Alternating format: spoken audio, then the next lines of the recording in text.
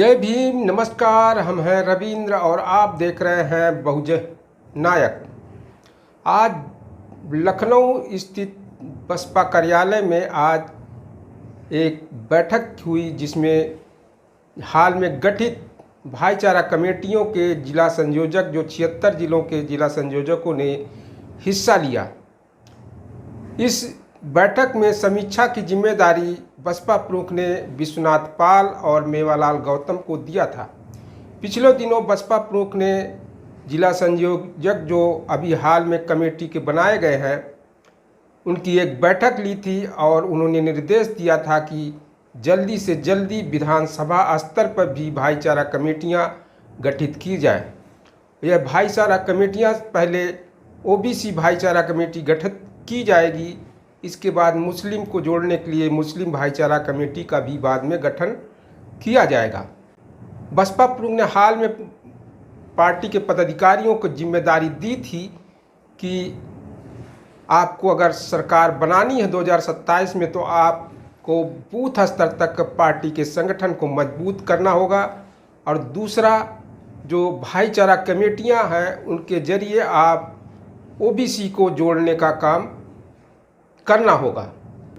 जो काम 2007 में हुआ था उसी तरह का इस बार भी बहुजन समाज पार्टी करने जा रही है।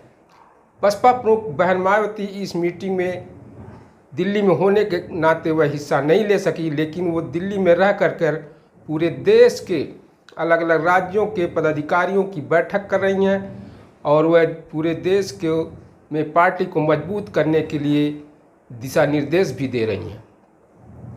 ऐसा लगता है कि बसपा प्रमुख बहन मायावती 2027 के साथ साथ 2029 की भी तैयारियों में जुटी हुई हैं। अभी हाल में आपने देखा होगा कि बसपा प्रमुख ने 3 राष्ट्रीय कोऑर्डिनेटरों की नियुक्ति की। रामजी गौतम जो राज्यसभा सदस्य हैं, दूसरे रणधीर सिंह बेनीवाल और तीसरे राजा राम गौतम को बनाया गया है और पूरे देश को 3 जोनों में बांट करके अलग अलग तीनों को जिम्मेदारी दी गई है। बहुजन समाज पार्टी ने इसी तर्ज पर 2007 में भाईचारा कमेटियों के जरिए ही 2007 में सरकार बनाई थी और पूर्ण बहुमत की सरकार बनाई थी।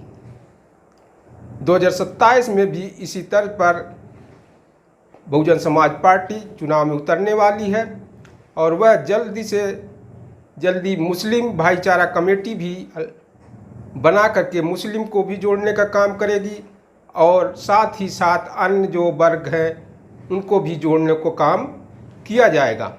बहुजन समाज पार्टी की मुखिया जो पार्टी से निकाल दिए गए हैं उनकी वापसी भी वो कर रही हैं। अभी हाल में आपने देखा होगा कि गिरीश चंद्र जाटव को पार्टी से निकाल दिया गया था, लेकिन उन्हें फिर से वापस ले लिया गया है और उन्हें पश्चिमी उत्तर प्रदेश का प्रभारी बना दिया। इसी तरह आकाश आनंद को भी पार्टी से निकाल दिया गया था, फिर बसपा प्रमुख बहन मायावती ने आकाश आनंद को फिर से पार्टी में वापस लिया गया और उन्होंने ट्वीट करके कहा था कि एक मौका आकाश आनंद को दिया जाना चाहिए और आकाश आनंद को 2027 तक का हो सकता है चुनाव में उन्हें चुनाव में भी उतारा जाए।